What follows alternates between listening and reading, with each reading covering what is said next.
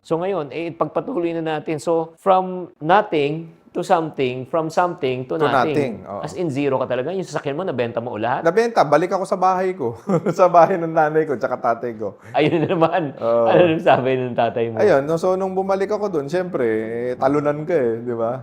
So balik ka. So wala akong trabaho for 2 months. Not 2 months, 2 years. Woo. Naging standby ako. So in other words, you went through depression during that time na hindi mo naalaman. Hindi ko alam eh. Yun. Yun pala yun? Hindi, kasi pagka natalo ka at saka ayaw mo ng yung parang you retreat eh. Parang wala ka mo ng pakialam sa mundo. Pero yun ang defense mechanism mo. So depression yun, coach? Yes, it's your defense mechanism to protect yourself na ayaw mo muna sumubok. Kaya at least, di ba, safe ako. Yes. So yun, naging standby ako for 2 years. Then afterwards, medyo nagkakapag-asa ako sa buhay. Nagkaroon kasi ako ng girlfriend nun eh. Yun yung maganda ron, yung napang-asawa ko rin naman. Wow. Dahil nagkaroon ako ng girlfriend, ginawa ko nun, nag-apply ako trabaho. Oh. So, trabaho ko as call center agent.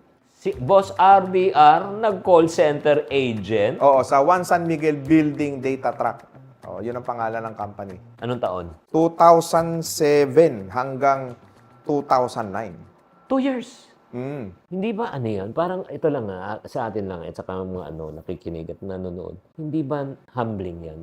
Ang mas masakit yan, coach, ganito eh. Yung mga kapatid ko, may mga negosyo sila. Yung mas nakakatanda sa akin, yung panganay namin, tsaka yung pangalawa. Nabigyan sila ng hanap buhay.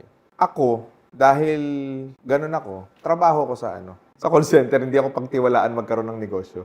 So yung puhunan ng mga kapatid mo? Galing sa mga magulang ko. So lalo bang sigurong nagtanong ka at lalo bang lumalim ang Hindi. Masaya din na experience para sa akin dahil, syempre, kasama ko yung, ko nun eh, jowa ko nun eh, yung girlfriend ko. So, na-enjoy ko naman din yung pagiging empleyado. Siguro, nung mga panahon na yon, may galit ka, may puot ka, may inggit ka, hindi mo mawawala yun. Ipokrito naman ako kung sabihin ko hindi ako nainggit. Kaso nga lang, na-enjoy ko rin yung ganong klase. Tama yun. It humbles me. Yeah. Na okay, baka para dito ako, para sa call center talaga ako. After 2 years, ano nangyari? Nakita kasi ng mga magulang ko na parang medyo malapit na ako mag-asawa dahil nga lagi na kami magkasama ng girlfriend ko. Pinagtiwalaan naman nila ako.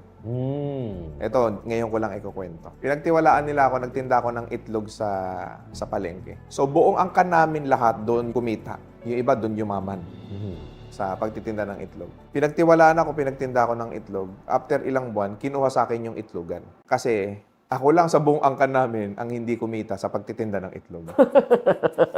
So imaginein mo, nandun ka na sa lugar na kung saan yumaman buong angkan mo, nilagay ka na sa magandang pwesto, and yet nalugi ka pa. Anong isipin mo nun? Di, bobo talaga siguro nga ako. Yun ang naiisip ko nun. Baka talagang mahina ako sa buhay. Pagkatapos nun, nagtinda ako ng tapsilugan sa palengke. Nalugi. Nagtinda ako ng scramble. Nalugi. Nag-buy and sell ako ng motor. Hindi ako nag-assess sa LTO. Yung nabebenta ko palang motor, galing na sa karnap, galing sa nakaw. Napunta ako ngayon ng Kamkaringal. Nagkaroon ako ng kasong anti-fencing. Buti na lang, hindi nagtuloy yung kaso. Puro lagapak yun. Tapos pinagtinda ulit ako ng itlog sa ibang lugar naman, sa Novaliches area. Dahil sabi ko, ito, malayo na sa mga kamag-anak ko. Wala nang competitor. Nalugi na naman. Huh? So, talagang hindi para sa akin ng pagninegosyo. Yun ang naisip ko talaga dati. Ngayon, nagtuturo ka ng pagnenegosyo. Siyempre, sabihin ng tao, ba't ako makikinig sa isang tao na wala namang napatunayan? Because hindi naman dun huminto ang buhay ko eh. Kaya dapat sigurong kapulutan din ng aral. So, nalugi ako. Sige, tuloy ko yung kwento. So, nalugi ako sa pagtitinda ng itlog and then here comes, dumating sa point na nalulugi na lahat, bumalik ako ngayon sa networking. Pagbalik ko ng networking, kahit papano, kumikita ako ng pakonti-konti. Nag-decide ako ngayon, mag-aasawa na ako. So, nung nag-asawa ako, magmula nun, humiwalay na ako sa poder ng mga magulang ko. Ilan taon ka nun?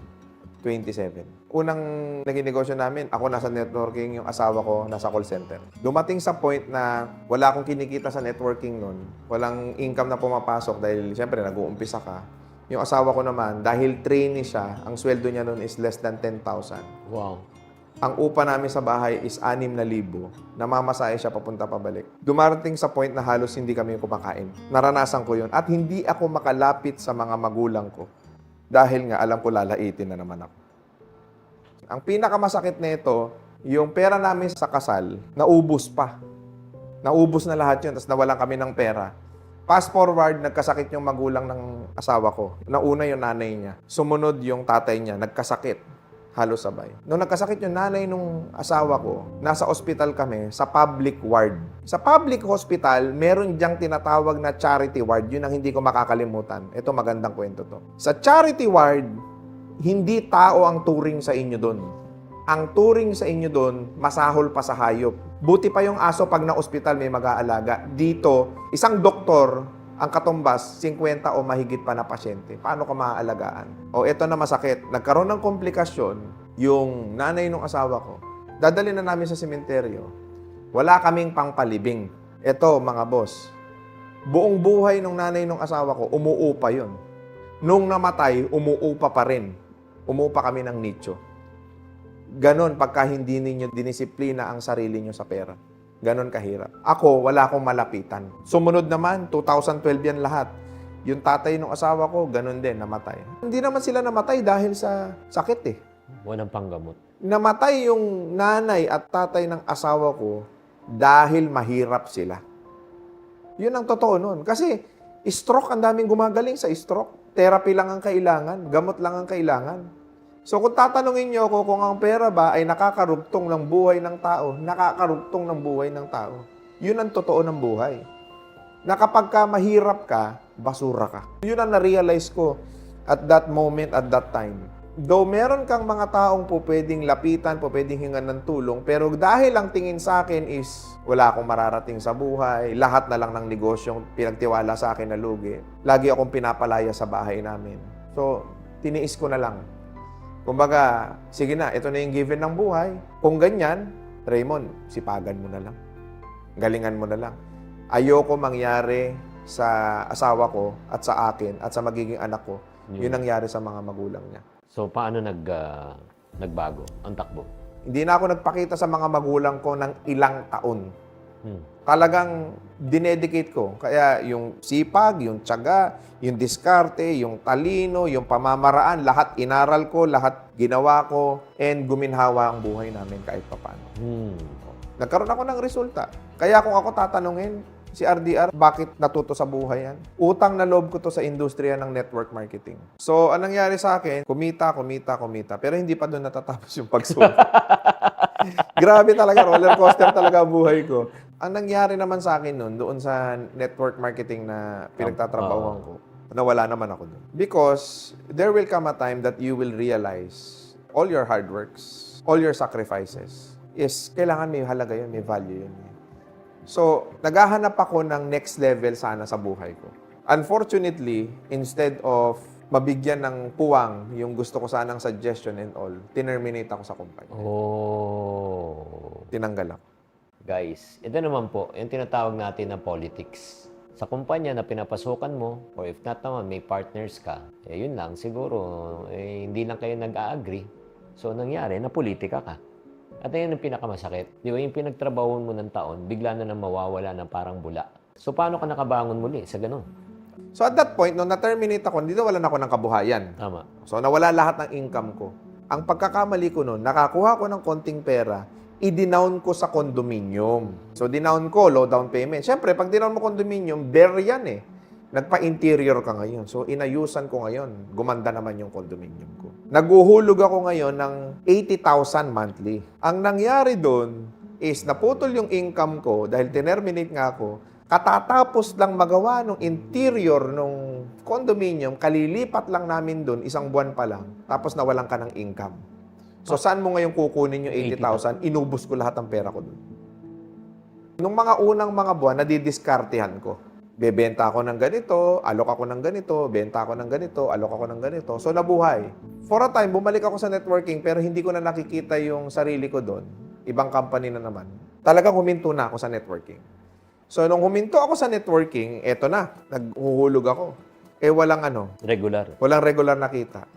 Ginawa ko, may isang kaibigan ako na may burger patty.